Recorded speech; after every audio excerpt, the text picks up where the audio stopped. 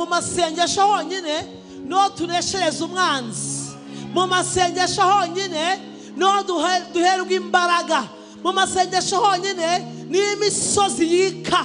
Mu masengesho honyine niho buri kintu cyose cyatunganya gikorekera.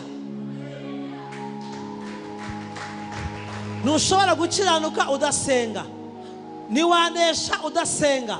Ntiwakwizera Imana udasenga. Ntiwakorera Imana udasenga. Ntiwaririmba udasenga. Ntiwahanura udasenga. Ntiwakomera udasenga.